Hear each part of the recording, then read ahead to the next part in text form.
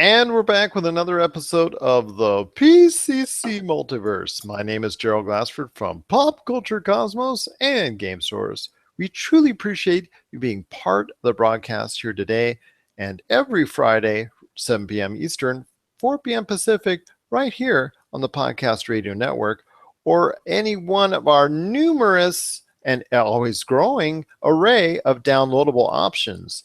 And if you miss our show for any reason on the Podcast Radio Network, and that's okay if you can, because we've got lots of other options if you want to download the show at any time.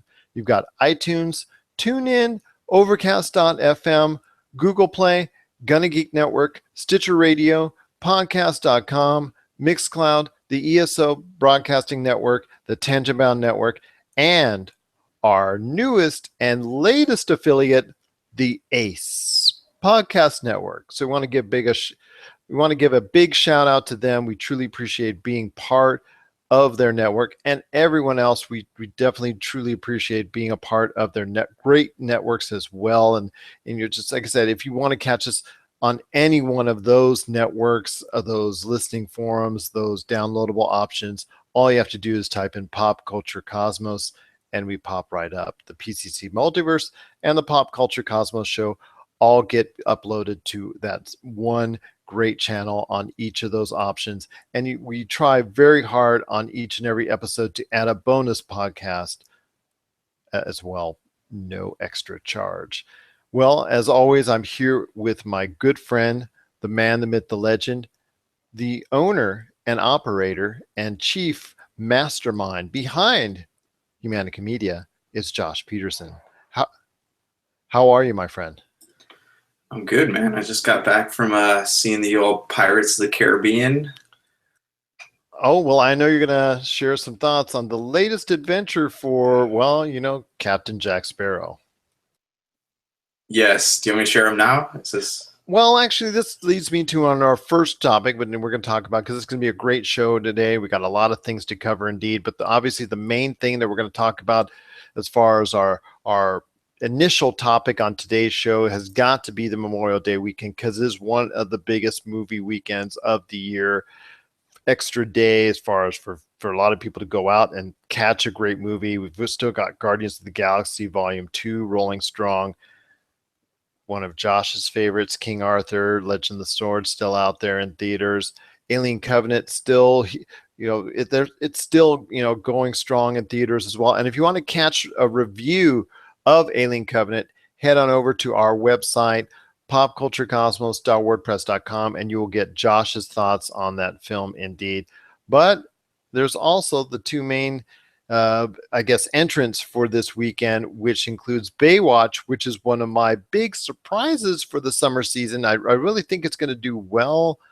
How well, I'm not so sure, because I think it should have been a PG-13 movie as opposed to going for that R rating. I think maybe could have gotten even more success than I think it's going to get, but I still think it's going to do very, very well because of The Rock and the kind of quirky, funny nature, even though it's getting not very good reviews all over the place. I think people are going to just go ahead and bypass those reviews for once and go and check out this film in pretty good numbers. And I think it's really going to surprise a lot of people at the box office. But there's also the main event that's coming out this weekend, and that is Pirates of the Caribbean, Dead Men Tell No Tales. And Josh, you've actually already seen the film. What are your thoughts on Pirates of the Caribbean number 5? Ooh, it's kind of a letdown. I really wanted to like this movie, and it really let me down. Because I don't know, Jack Sparrow he's stopped being a character, and now he's just a plot device. They don't use him. He's, instead of everybody talks about him, but he's always off camera. Is that it? Well, he's on camera. Everyone talks about him. And the story is like Captain Salazar wants to kill Jack Sparrow, but he doesn't serve any purpose in the movie besides being Jack Sparrow. There's nothing. I don't know. Like, I came out of the movie theater really just hating him because he didn't do anything. It's like in X-Men Apocalypse, they had all these characters just standing by while the fight was happening, and that's kind of Jack Sparrow was just a guy they threw in there to move the plot forward and do that thing with his hands, that he always does. Well, and that's a little bit troubling indeed, because obviously this is supposed to lead into the final adventure. Now, did it feel like it was a climactic ending, or do you think there's still a little bit more left in the tank? Maybe either an additional film or another two additional films to try and set up a finale trilogy, so to speak?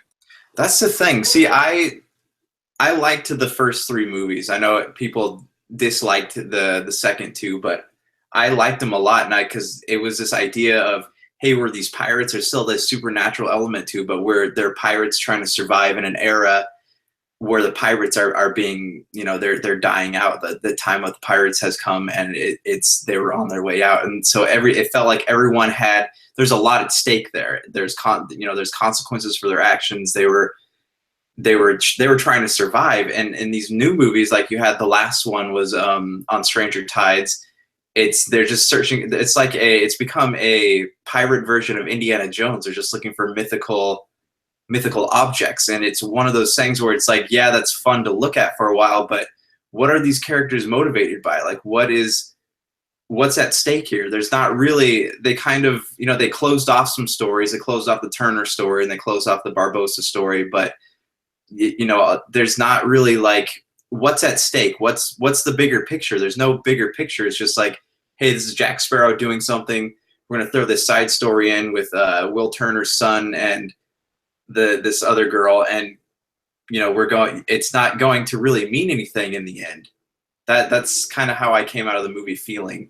Well, that's one thing I want to ask you, because they have seemingly tried to recreate, since Keira Knightley and Orlando Bloom have kind of, I don't want to say left it entirely, but they've kind of distanced themselves, or the movies for that matter as well, have distanced themselves from those two characters. They've tried to recapture that in Stranger Tides and this film as well.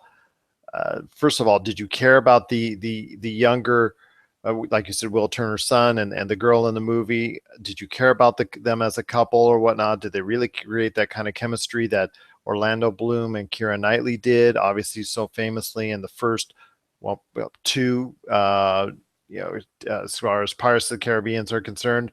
Or do you think that's just been played out and they're just trying to go for the same thing over and over? Because the last Stranger Tides, really one of the main problems I had was those two characters that they had tried to force into that type of love story was really just a missed opportunity, and among other things that was wrong with the movie for me.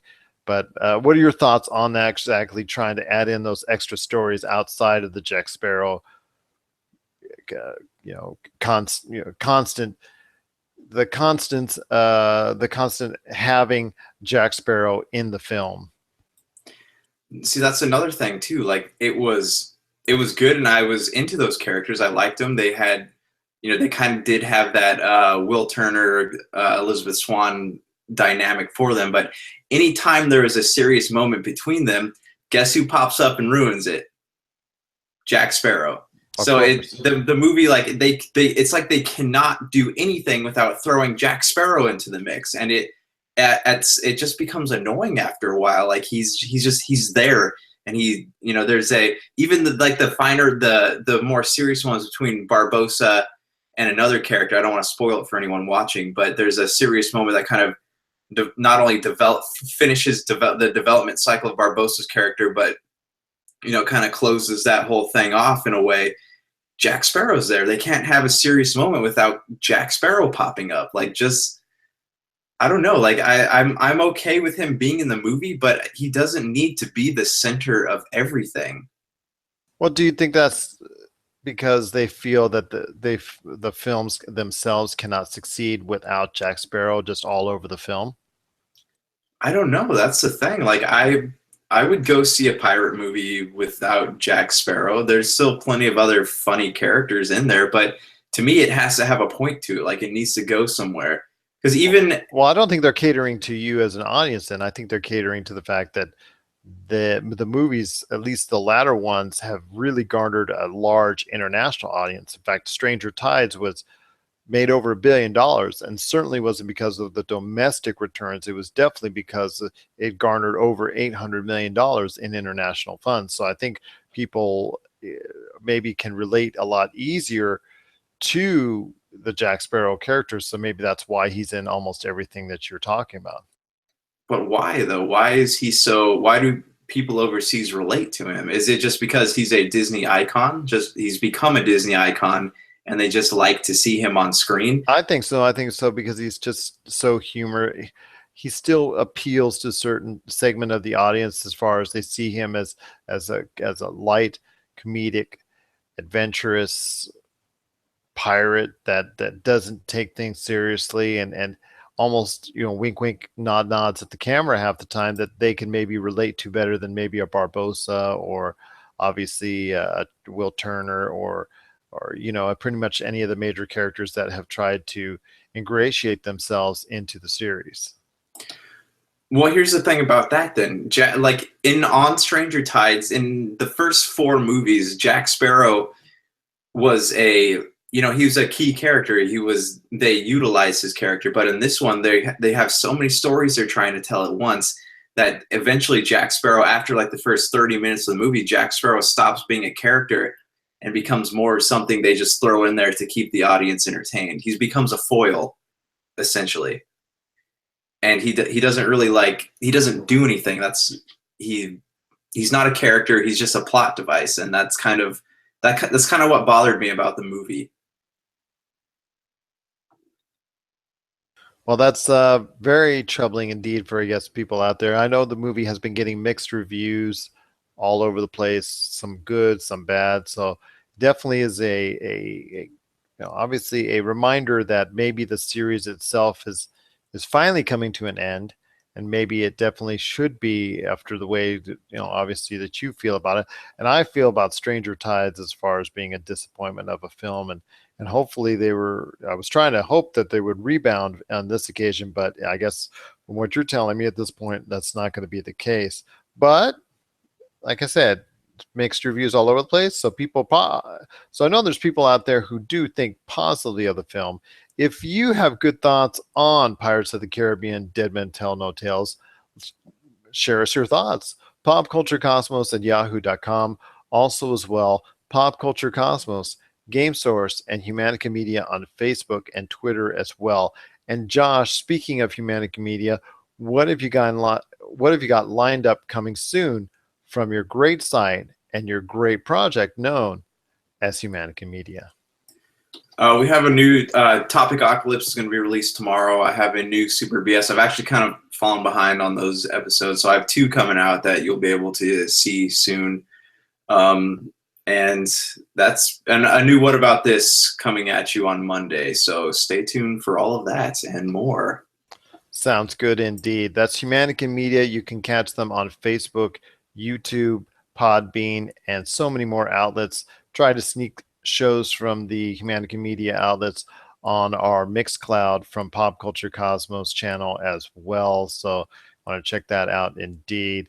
Much appreciated, and all the love that Humanica Media has for everything that we do here in Pop Culture Cosmos. And in fact, we're going to play a segment on today's show of the latest Super BS Gamescast indeed. So that'll be something to look forward to. There you go, right there from us at the PCC Multiverse.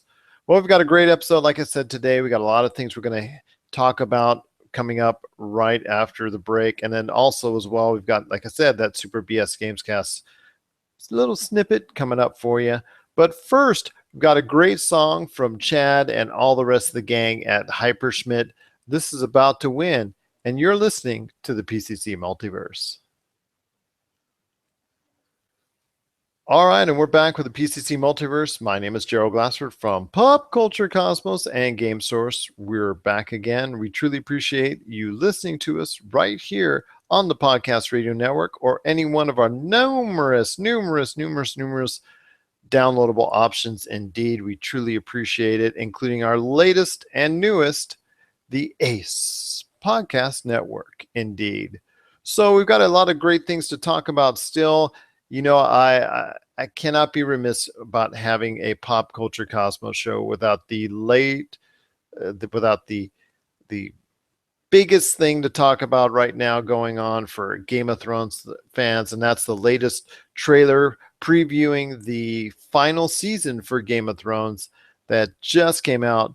Josh, I know you've had a chance to replay and play and replay and replay and play again and again the latest trailer for Game of Thrones for, previewing their season upcoming on HBO. So your thoughts on the Game of Thrones video? It looks very promising indeed, and I can't wait to see the battle begin.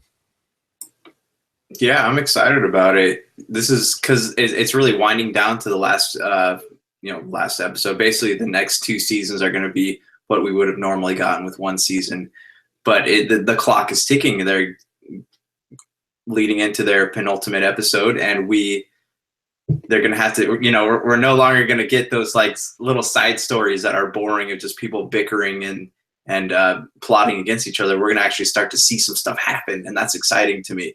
They have the big battles raging on. The big baddies are on their way. It's a lot of stuff, man. It's intense. For those who are not as familiar with the Game of Thrones universe, in the video, she's talking or narrating about all the sides coming down upon her as far as is concerned, and her group, her clan.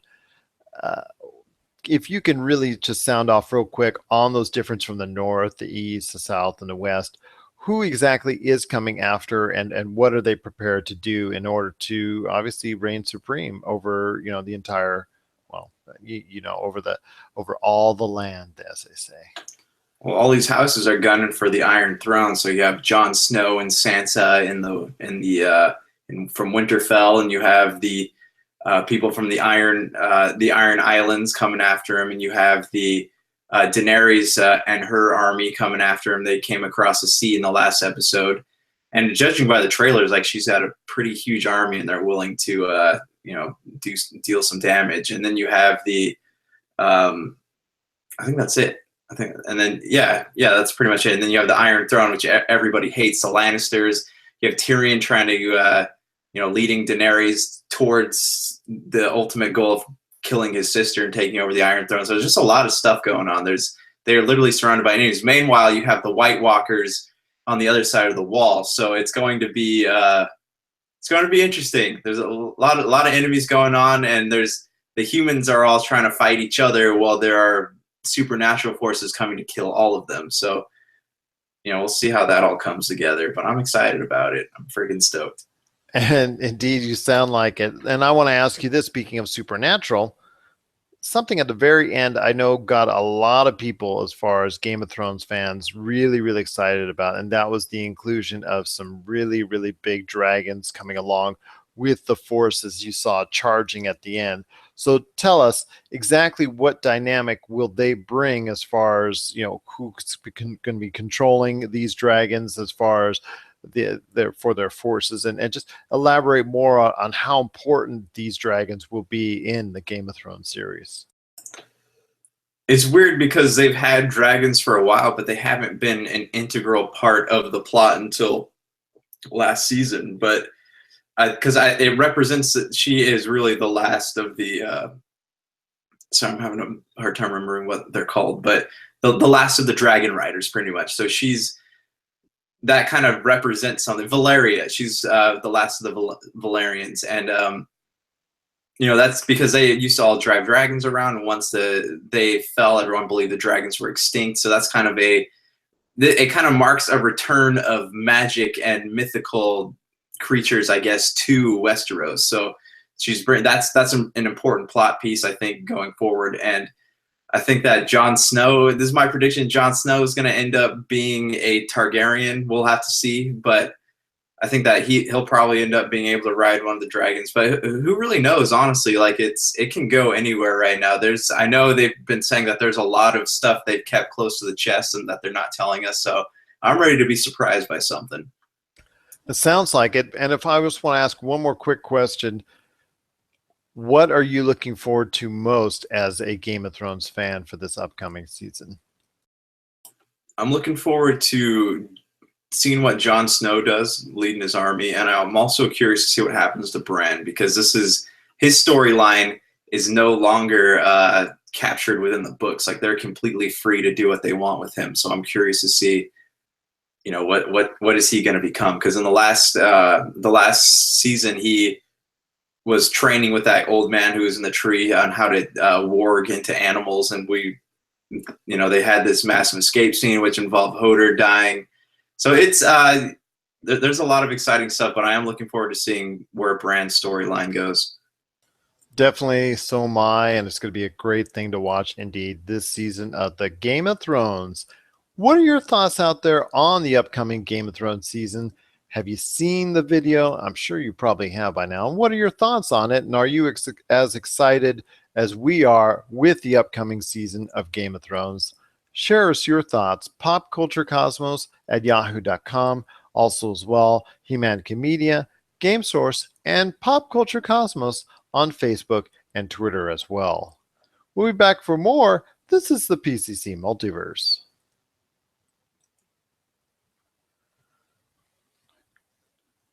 And we're back with the PCC Multiverse. My name is Gerald Glassford from Pop Culture Cosmos and Game Source. We truly appreciate you listening out there, and thanks so much for staying with us right here on the PCC Multiverse, one of the top 10 rated shows right here on the Podcast Radio Network.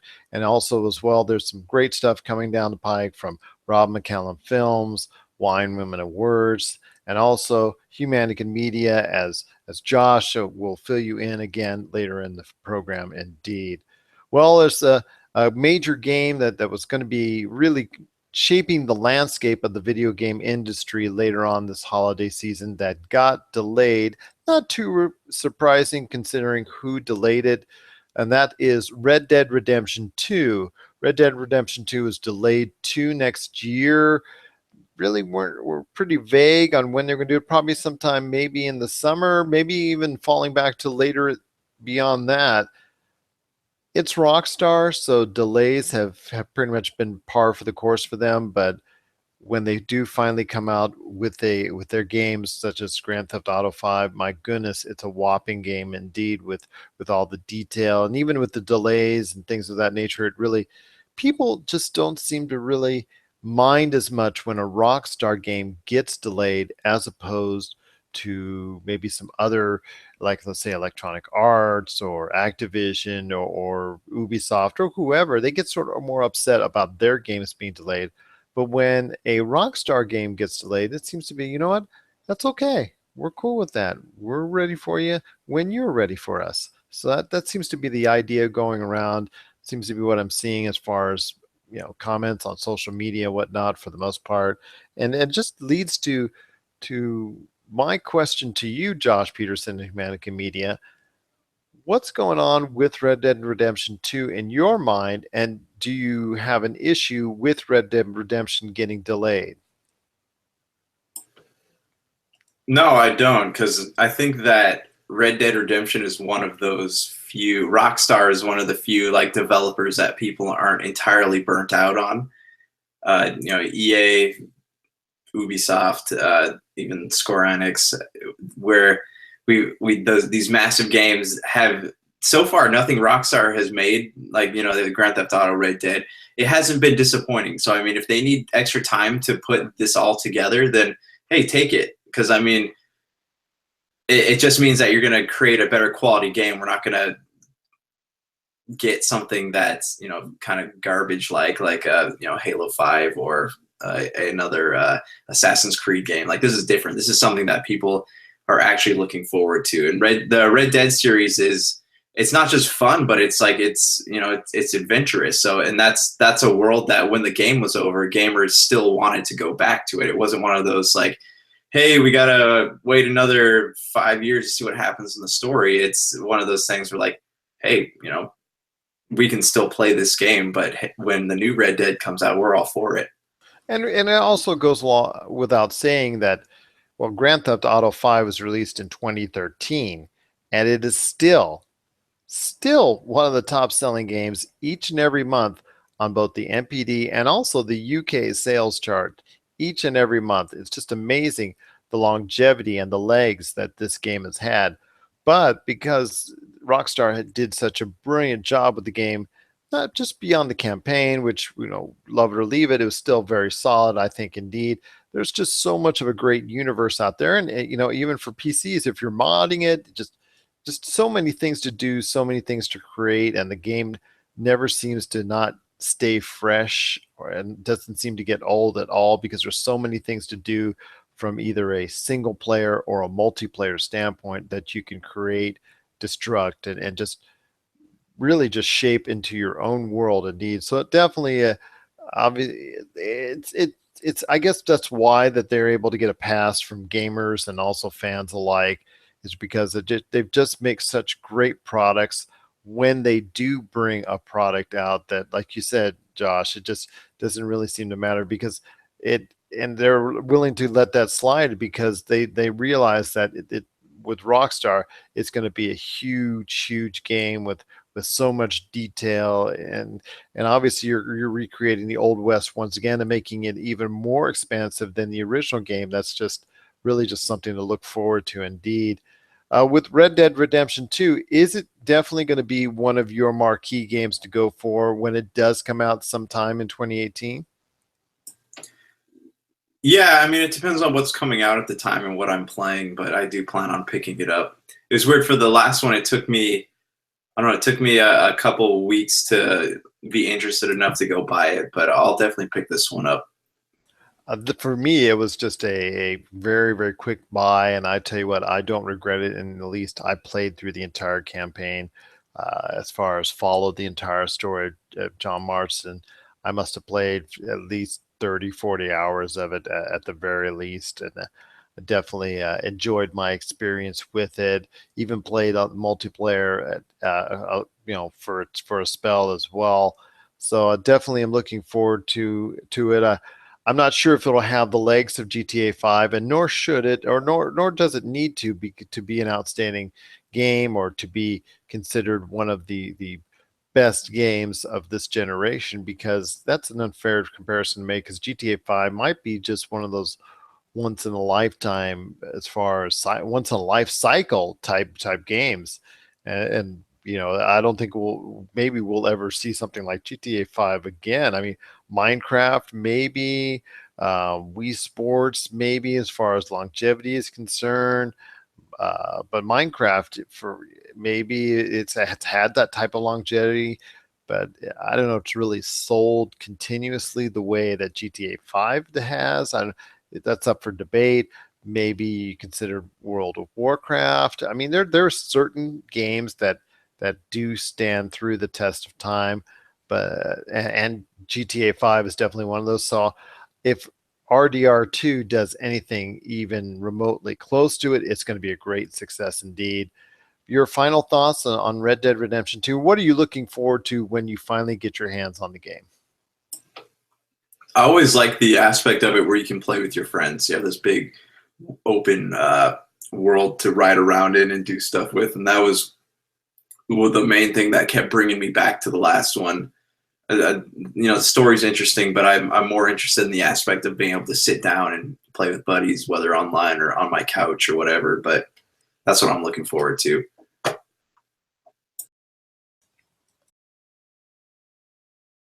And that's different from what you were saying about Destiny 2, because Destiny 2, you were looking for more a solo experience and less of a interactive experience with other users and other players out there, correct? Yeah, but with Destiny, it's that fact that you have to interact with other players. Like, it's kind of what the game is designed for. Whereas with Red Dead, if I don't want to play with somebody, I don't have to. I can just hop on and play the multiplayer. But even with this multiplayer, is not connected to a broad network, so I don't have just random strangers. I can create a closed off game with just me and my friends. Well, I know Destiny 2 is making an effort to make it more approachable for single users. I know that's something that they've clearly stated within recent weeks that they want to accomplish with Destiny 2. But like you said, RDR has already done that and done that in spades. So definitely looking for Red Dead Redemption 2 when it finally comes out to be definitely that upper echelon of gaming already, and very comparable to almost any other game out there. Now, whether or not it reaches the heights of GTA 5, that may be too soon to tell, but you never know.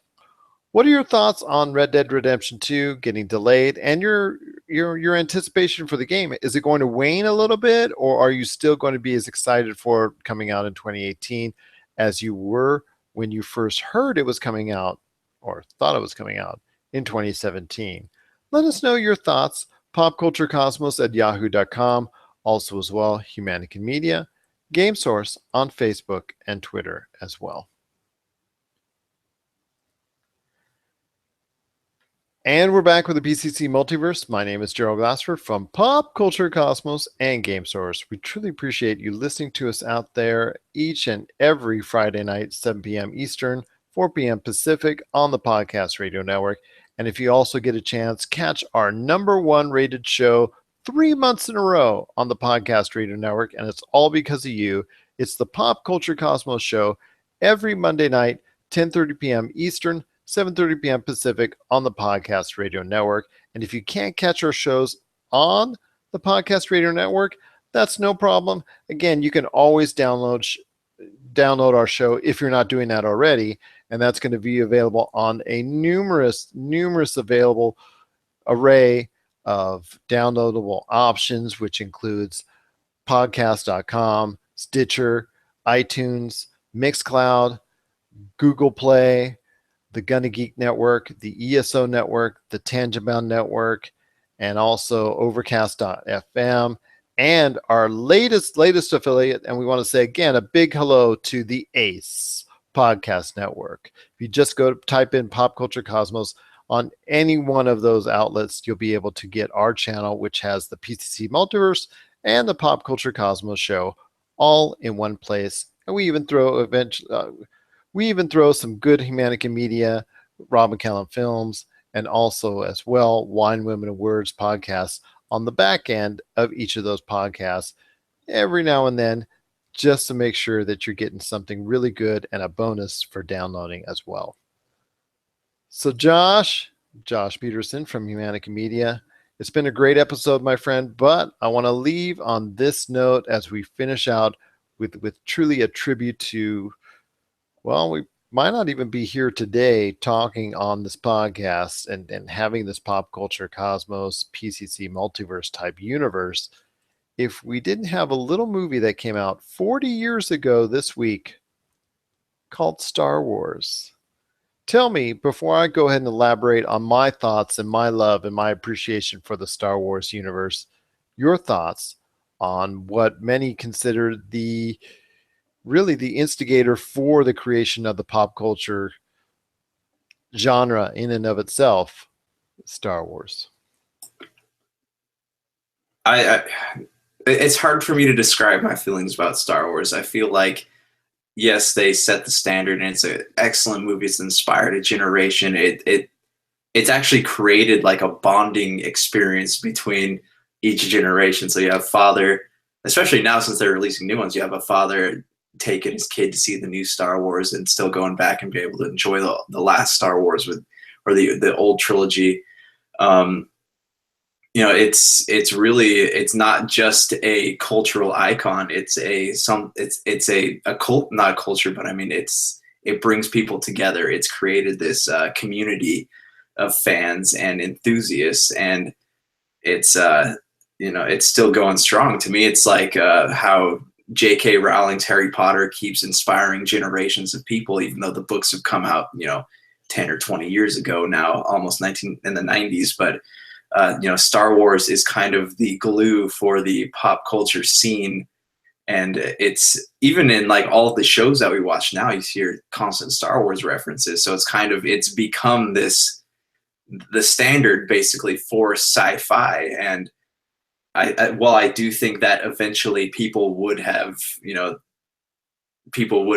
come up with something that was cool like Star Wars. I think that Star Wars is really the bar that we now set for movies like that. And I think that without that, there would be less cool things out there, because if you look at a lot of writers that write science fiction, filmmakers that do stuff about space, you ask them, hey, what was your inspiration? They go, oh, Star Wars is definitely at the top of that list. So that's how I feel about it.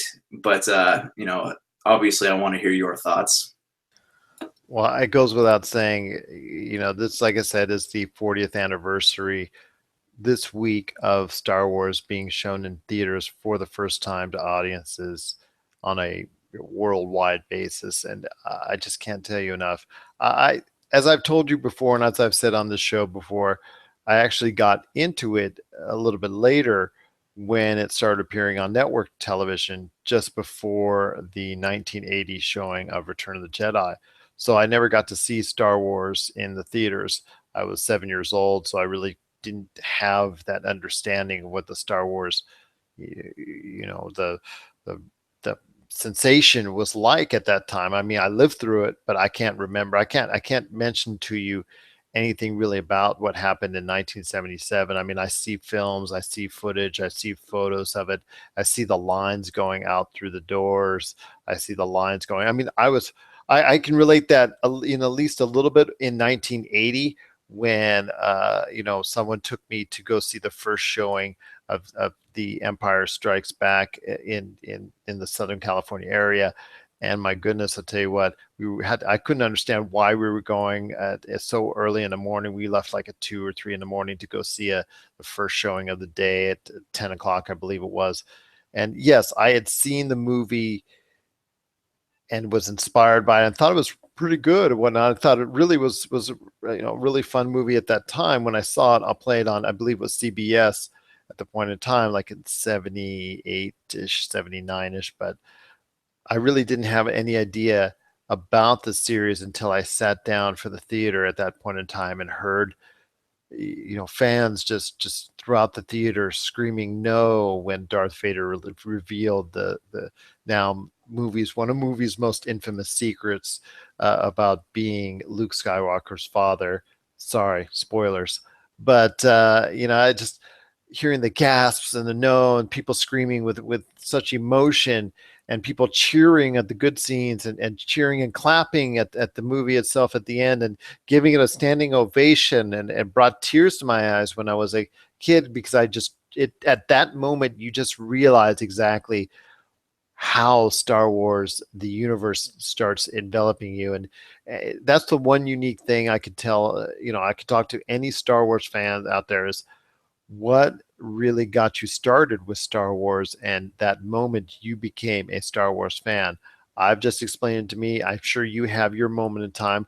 I talk to my girls. They can tell you exactly when they started becoming a Star Wars super fan. My wife indeed as well. So I can definitely tell you that friends out there that are Star Wars, fanatics that collect, that have mountains of collectibles up to yay high. Indeed, they can tell you exactly when they became a fan. So it's just truly inspiring that this all came from this one film that debuted 40 years ago, and just truly remarkable that this entire, like you said, pop cultural icon, and this really just became this larger than life existence that will be at this point in time, from all appearances, be something that both you and I will see for the rest of our lives involved with, as far as from a fan status. And even after we're gone, it looks like it's good. Disney, I'm told, rumors have it that they have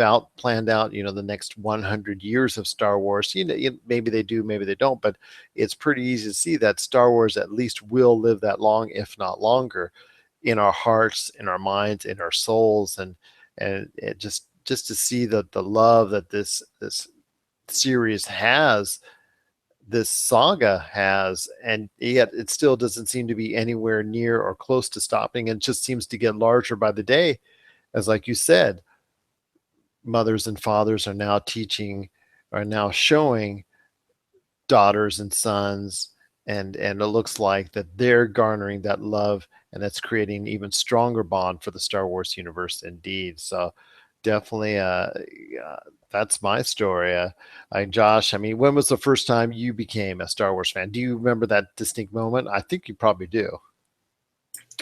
Yeah, it was probably when I was a kid and I was helping my uncle move, and I found this, or I was helping my grandma move, and I found this box of my uncle's Star Wars toys, and I opened them up, started playing with them a little bit. I think I lost them. I left them there, and I guess they're worth a lot of money now, so I always felt bad about that. But after that, I kind of opened the doors, and then I was asking what it was, and my cousin got all excited. He's like, "You never seen Star Wars before?" So we sat there and we watched the original trilogy, and I loved it. Haven't looked back since. You've been hooked ever since. That's just, like I said, everybody has that Star Wars story that they can tell that's actually become a part of their lives. I mean, obviously Darth Vader. It's just so funny how the most ruthless, diabolical, evil character in the movie is actually one of the most beloved. Can you get that? What else saga really has that kind of affection for it with all the characters, both good and bad for that matter?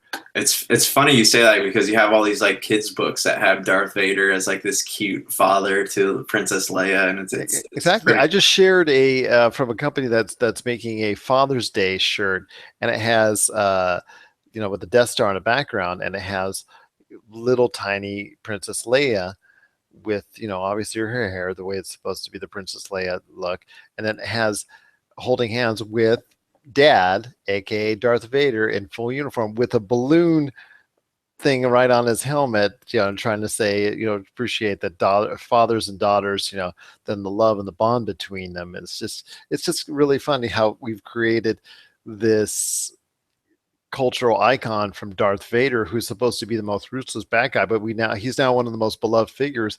And in fact, I will tell you that the Emperor, who's supposed to be the most evil of them all, still the way he was played by Ian McDermott, just is truly to me one of the most fascinating acting performances on a series, much less just a single performance, just a series. How he continuously was able to, even in those substandard prequels, will still be able to shine with his brilliant acting skills when he was really just forming the character that we now are supposed to just be so mad at and be so against. But Darth Vader, he's now like one of the most beloved figures in all of pop culture. So it's really funny and ironic indeed that's the case. So Star Wars definitely has left an imprint in our lives.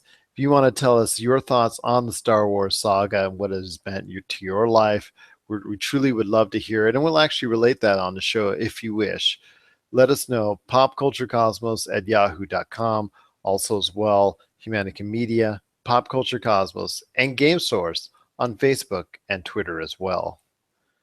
Well, Josh, it's been a great episode indeed. But before we head on out, can you give us one last update on what's coming from Humanica Media? Yeah, we have a new Super BS, actually a couple new episodes because I've fallen behind on my editing there. That's my bad. Shame on you. I wish I could do the same, but I can't. Seriously. Well, actually, you've heard pieces of them on the on the Pop Culture Cosmos. And yeah, we have the latest Super BS Gamescast, but I know you got some more stuff coming up. I haven't released them as a whole. Yeah, and we have a new Topicocalypse tomorrow, which you've probably also heard on this show. And we have a new What About This podcast coming at you Monday night. We're recording Saturday, so you know some more news on that soon. And that's it. Our sounds good indeed. That's Humanica Media on Facebook and Twitter and YouTube. So check out all their great channels indeed, and just basically a lot of great stuff coming down the pike from the folks at Humanica Media. So for Josh Peterson, this is Gerald Glassford, and we truly appreciate it. And and it's another day. And it's another beautiful day in paradise here in the PCC Multiverse. And we truly thank you for listening. So for Josh Peterson, this is Gerald Glassford. It's another beautiful day in paradise here in the PCC Multiverse. We thank you for listening. And here's hoping you have yourself a great day. As the toilet gets flushed. That's awesome. That'll pick up on my mic. When you gotta go, you gotta go. You gotta go. Absolutely. So, all right. So we got 3 more segments to go. All right. Tom Holland is Nathan Drake in Uncharted. Zack Snyder steps away from the Justice League and Twist. Okay. All right. And we're back for the Pop Culture Cosmos show. My name is Gerald Glassford from Pop Culture Cosmos and Game Source. We truly appreciate you listening out there. We thank you so much for being part of the Pop Culture Cosmos scene. If you have any questions to ask us at all at any time, or if you have a great topic, or you want to appear as a guest on the show, you're always welcome. You can just give us a holler, as they say, popculturecosmos at yahoo.com, or Humanica Media, Pop Culture Cosmos, and Game Source on Facebook and Twitter as well. Well, I've always told you, I know Josh Peterson of Humanica Media is here with me today. And we just want to let everybody know that, again, that I have such a profound love for the Uncharted series, my favorite series of all of video games. And quite frankly, I think also the best narrative span in entire gaming history, and just truly has created a wonderful experience from beginning to the end. And I'm just truly thankful for the series indeed, and I'm hoping it does return in some form or fashion down the road.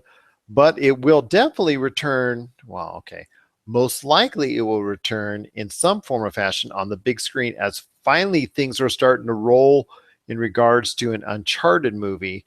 And I know, Josh, you heard the news recently that Uncharted has finally found a Nathan Drake. But people were saying maybe Ryan Reynolds, and then they were saying maybe Channing Tatum, maybe some other, top superstars like that. Well, it seems to be someone that's very now much in the forefront of pop culture, and definitely somebody that's going to be a star of a hit movie this summer. But it's actually someone a little bit different than what we were thinking of at the time, because Tom Holland, well, the star and Spider-Man of Spider-Man Homecoming, is actually going to play Nathan Drake if and when, which now looks more and more likely by the day, it's going to be when Uncharted finally hits the screens. People are saying, wow, how he's a little bit young for the role, isn't he? Well, if it's not, if you base it, which they're basing it off of, if in Uncharted 3, if you play Uncharted 3, there's a segment of the game that goes back in time and creates when characters Nathan Drake was younger and the first time he met up with his mentor Sully. And I'll tell you what, it was actually, to me, I thought about it, I was kind of upset at first, but thinking more about it and seeing how he could really grow into the role and grow into an older Drake 10 years down the line, and seeing where that can go, I think it actually is a pretty good maneuver. So Josh Peterson of Humanica Media, what are your thoughts on Tom Holland becoming the next Nathan Drake? I'm indifferent about it. I love the games, but I don't really. The movie's just kind of one of those things that's just been like dangling out in front of me for so long that I just kind of lost interest in it. Because it's been in development hell for almost 10 years. Yeah, for a really long time. But as for Tom Holland, at first I was kind of like, why are you telling an origin story if you're trying to bring new, because really only people who've played the game are going to be into it. If you want to get people into basically what they're probably going to market as a new Indiana Jones, you're going to want to jump right into, an Indiana Jones-ish adventure instead of going into an origin tale. So I guess it all depends on how the story's written and what they're doing with it. I don't want it to be like the dynamic between Indiana Jones and Shortstop and Temple of Doom, because that'd be kind of annoying. But no, but I'm hoping that they will go and mirror somewhat the segment in Uncharted 3, Drake's Deception, where it does show the beginning of the relationship between a young Nathan Drake and, like I said, his mentor Sully, Victor Sullivan. Right. So I mean, we don't know anything about the story right now. So I mean, because they also have that scene with the young Nathan Drake in Uncharted 4. So I mean, they could probably mix some of that in there too. But like I said, it all depends on what they're going to do with the character and how old Tom Holland is when that happens. And really, my question is, can he pull off the character? It's not so much the problem that they cast him, it's that he doesn't really have any, I guess. He's got to have those fingers. He's got to have the fingers to hang on a little. Well, he's already Spider-Man, I guess, so that works. But does he have the acting chops to pull off like the quick wit and the sarcasm and the just the whole attitude of Nathan Drake? That's why I thought that I didn't like the idea of Mark Wahlberg, but I was like, he could probably pull that part off. But I think it's also an issue of age where they were sat down and they said, well, how do we really want to chart this out? Do we really want to start off with an actor in their 40s and then try to see if he can still hang off ledges in his 50s?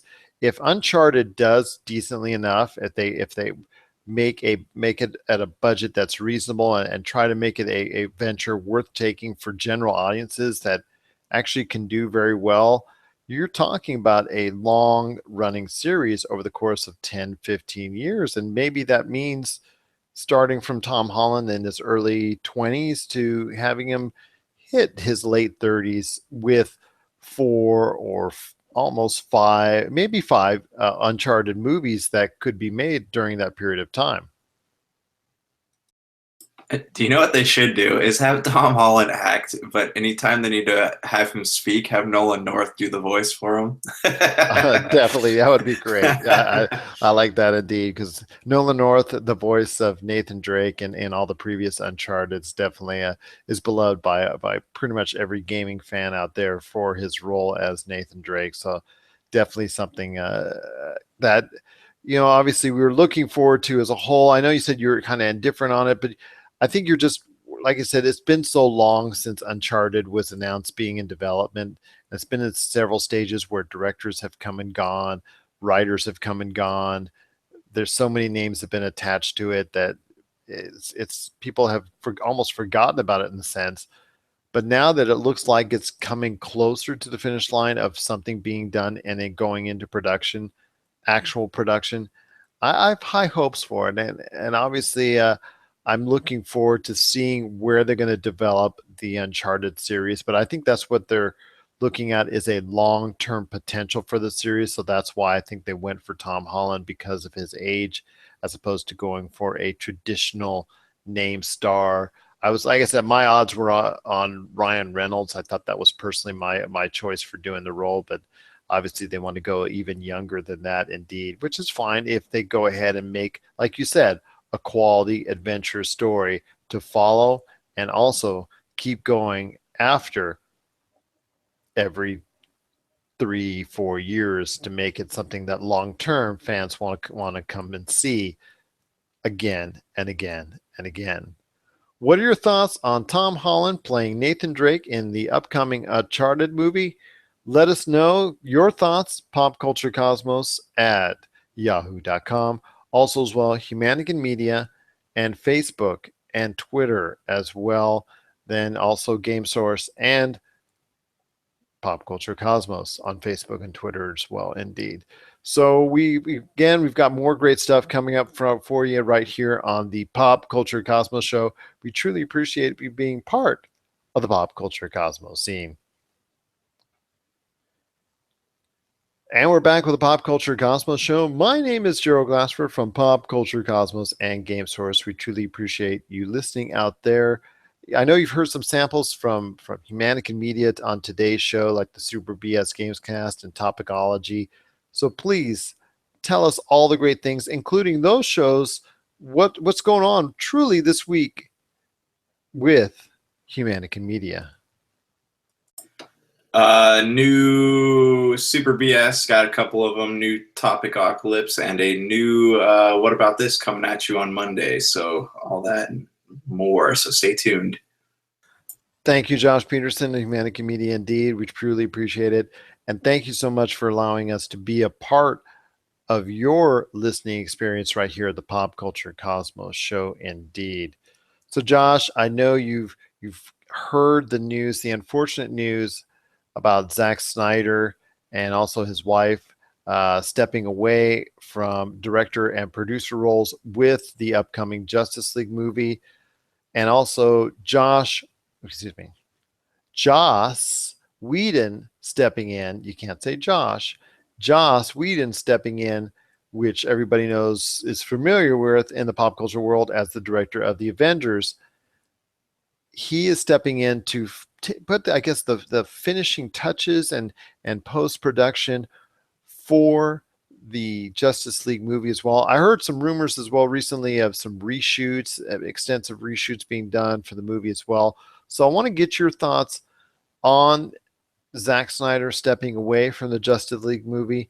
It's very unfortunate. It's due to family reasons. Unfortunately, there was a death in the family that they are very, very emotionally and obviously there's just no two ways around it. There's obviously priorities that you need to take care of within the family realm that obviously take precedence. So he had to step away from the Justice League movie. Your thoughts at this late stage about him stepping away, and obviously, what does that say for prospects for the Justice League movie coming up? Honestly, my bigger concern is Zack Snyder and his daughter. I feel like this is just one more thing happening in the realm of people killing themselves, and I think that mental health is a conversation that needs to be had. And you've had that already on the What About This podcast. It's also been mentioned on our site and articles on popculturecosmos.wordpress.com. It is a very serious issue as well. And obviously, what happened to Zack Snyder's daughter is truly tragic indeed. I know, as someone who has two daughters, it would definitely affect me in the same way. And it just truly just makes me sad that something would go out of their way. Something like this would happen, and obviously the movie, it becomes pushed to the side. It has to, obviously, taking care of for family reasons. Right, and it's like we've reached a point in society where we can have these long, drawn-out debates about race, gender, sexuality, but nobody's talking about an issue that actually could kill you, that is actually dangerous to people's lives. And while it's, I guess it's all well and cool that Joss Whedon's taken over the Justice League, I feel like me saying, hey, yeah, I think that's awesome is like being disrespectful to, the death that occurred in the Snyder family, because in order for Joss Whedon to have taken over, it would mean that I don't know where I'm going with this, but like, yeah, I'm sure the movie will be great. Joss Whedon's taken over, but it's just the mental health thing, man. It's like, yeah, first Chris Cornell and now this, and we need to, as a society, we need to sit down and have a conversation about this and try to definitely do something to change it. So, I mean, as someone who has a son and two daughters that I hope will lead fantastic lives, and hopefully nothing will ever happen to them in this room, or hopefully they'll never have to feel like they go down that road. What do you think needs to be brought out more as far as this serious problem? Because obviously it affects people of all ages. It affects people of all economic realms. And obviously lately we've heard it happening to, the famous, the infamous, and obviously the movie elite and music elite as well. Right. And it's something that we need to stop sensationalizing it. We need to stop using it in shows and movies. And yes, if you're going to use it, have it be in a way that encourages conversation. My whole spiel against 13 Reasons Why and how it's an incredibly dangerous show. But really, we need to do it in a way that doesn't put false empathy, like does not create false empathy, because people are uncomfortable with other people's pain because they're not very good at dealing with their own. So we need to stop creating false empathy. We need to encourage a society or a system that encourages others to have conversations, and not because they watched a Netflix show, not because they read an article written by a nutritionist online about how to battle depression. We need to actually, hey, this is an issue we need to have a conversation about. We need to talk about it. We need to prevent it. We need to find all these ways to reach out to people. Like I said, like the whole thing, like we can have these hour-long debates that don't go anywhere, and people over like race and gender and all that stuff, and people will fight for it like it's life and death. But when it comes to something that actually is life and death, all we get is what, a Netflix show and some tributes. Like it's just not going where it needs to go. Yeah, they're finally talking about it. It's there, but it has a long road to go before people actually start taking it seriously. I couldn't agree with you more, because it is something that we do it is something as a society we do need to take more seriously. It's something that definitely needs to be more in the forefront of our eyes and our understanding, because it's definitely, like you said, it's life or death, and it's truly something that is very tragic and can affect anyone indeed, including the director of the latest Justice League movie. And our thoughts and our prayers right here at the Pop Culture Cosmos Show, Humanica Media, Game Source. We truly, our thoughts are with Zack Snyder and his family in regards to their loss, and definitely hoping that there'll be a healing process that's done indeed. But obviously, you can't replace what they lost, and definitely, hopefully, this will maybe spur some more productive measures in the battle against people taking their own lives, and be able, so they can, so that everyone can get the help that they sufficiently need if they feel that they have that need to do so. So what are your thoughts out there on Zack Snyder leaving the Justice League for family reasons, and the tragic death of his daughter? Let us know your thoughts. Popculturecosmos at yahoo.com. Let us know if Joss Whedon taking over, respectively, for Zack Snyder is the move you would make as well. Uh, Let us know, because obviously, at this point in time, it's just you're trying to do the best you can out of a bad situation, and trying to make the best product you can. So definitely our thoughts are with Joss Whedon to obviously see that he can make a great film, but even more so with the Snyder family indeed. Let us know your thoughts, popculturecosmos at yahoo.com. Also as well, Pop Culture Cosmos, Humanica Media, and Game Source on Facebook and Twitter as well.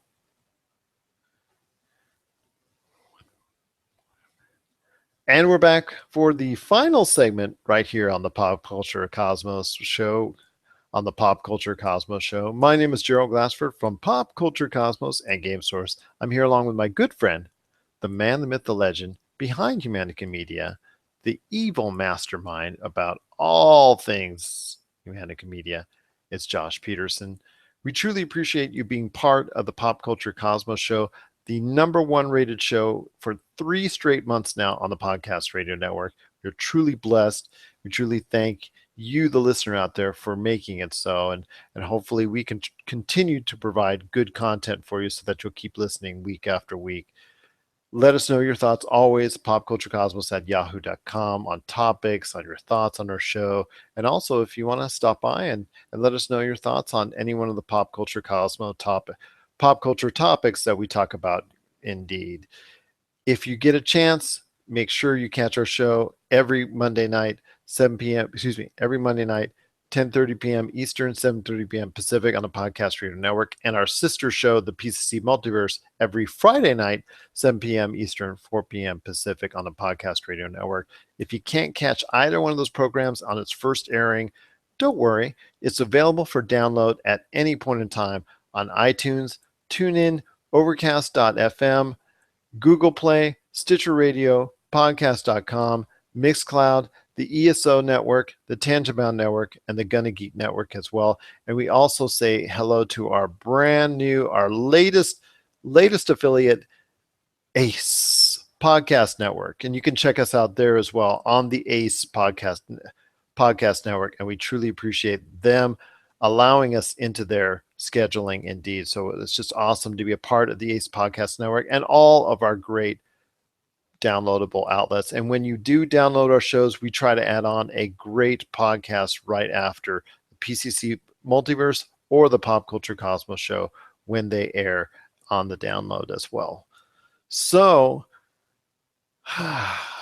we're closing out a long stretch of recording for Josh and I. It's been a long night indeed, but we truly appreciate you being part of the Pop Culture Cosmos scene. I want to ask one last question before we end it for tonight's show. Have you got a chance to check out Microsoft's new plan on trying to be a better streaming service than Twitch? The service called Mixer. Yeah, I checked it out. I saw that they're doing their the 4-player co-op streaming, which sounds like a good idea. But honestly, like I'm not very interested in it. I'm one of those people who likes to go out and buy games, like physically have them. So it's, a streaming service is cool. I think it's a good idea. I think it'll, especially since digital content is a way of the future, I think it'll do really well because it is the first of its kind. And but to me personally, as a gamer, I probably won't use it. But I think that the forward player co-op streaming is a great idea because there's not really any services that do something like that. And most of us who stream gameplay or we make gaming videos, we have to go and edit all that stuff into it. So it's cool to have that just open up on the platform like that. And it's interesting, the dynamic of being able to have co-op streaming. Like, that's cool. I've never seen that before. We'll see how popular it is though. And I actually think that's a great idea and a great concept as well. It's a long time in coming. I know Twitch being the standard bearer for streaming audiences, with also YouTube trying to get into the fray, and so many other entities. That's great and all well and good. But I know that also Microsoft was quick to also point out and stress that their streaming will be live as opposed to the 10 to 20-second delay that other streaming services have. That I know that that's what they were really trying to emphasize as well. But I don't know about the long term. I think it'll be great for PC and Xbox One streamers, but will it be adapted to Nintendo, as far as if Nintendo ever gets its streaming service really online to any extent, or if Twitch attaches itself to the Switch? But more importantly as well, with over 70 million units out there, the PS4, that's a little bit of a fun thing to talk about, because there you go. PS4 is not going to be able to put, or actually is unwilling to put at any time in the near future, any service represented by Microsoft. So when you're leaving 70 million players out of it, as far as the capability to stream via the share button on that service, it's always going to become at second rate to Twitch. And Twitch can always upload and modify their services to match or be a very, very close comparison to whatever's being offered by Mixer. So even if Mixer is ultimately the better service down the road, it's going to be hard to translate all those gamers that are playing all those games on Mixer when they can't do it because they have a PS4 or Nintendo Switch. What are your thoughts? Yeah, I mean, the cross-platform thing is definitely an issue, but like I said, this is Microsoft's thing, and I know that it's cross-platform between Xbox and PC, right? So I guess it's up to Nintendo and PlayStation to come up with something that will compete with those things. Well, I don't think PlayStation really has to, because they could just throw Twitch out there for them, and Twitch is the largest service and already has a user base, that's so grand indeed. So they don't really have to go ahead and say, hey, we've got a competitive service in this sense. Now, mind you, there's the Xbox Game Pass that came out, and that is substantially better than the PlayStation Now. But I think that's apple to oranges from what Mixer to Twitch is, because of PS4, when you can stream just by using the share button and instantly go on Twitch with a matter of seconds, yeah, there might be a 10 to 20-second delay. But I think, like I said earlier, with updates, I think really the Twitch service can be modified to be something comparable to the Mixer experience. So definitely think that's something that can be closely remedied. Whether or not you can get all those Twitch users to migrate over to Mixer, that may be another story. Yes, a predominant amount of streamers are using PC and Xbox for their streaming service, especially PC. So maybe you can. We'll have to wait and see, especially if Twitch continues to go down more unfriendly roads regarding asking for more requirements as far as subscribing, asking for more requirements as far as payment, more watching commercials before you can actually watch their content. That may be the ultimate decider as far as whether or not people will stay on Twitch or whether they'll go on Mixer. So any final thoughts on Mixer itself? Is it something that you might be using down the road? Maybe, but like I said, I like to own the physical copies of games, so it's not really like something I'm dying to use. I'm gonna wait to see the reviews first and see how other people like it before I think about diving into it.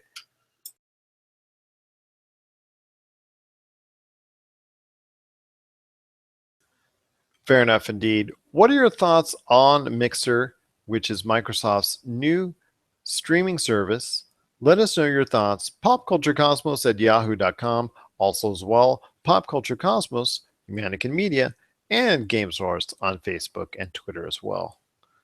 Well, before we head on out, Josh, can you please let us know what's going on this week with Humanican Media one more time to make sure everybody finds out what's going on with the great things at Humanican Media? Yeah, new Topicocalypse tomorrow. A couple episodes of Super BS coming at you sometime next week, and a new episode of What About This on Monday night. So stay tuned. Stay tuned indeed.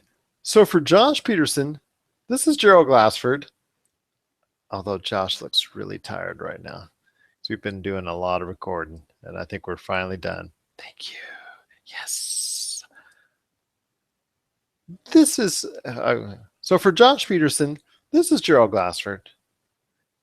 And it's another beautiful day in paradise here in the pop culture cosmos. I'm so tired, I actually forgot what I was supposed to say. We thank you for listening. And here's hoping you have yourself a great day.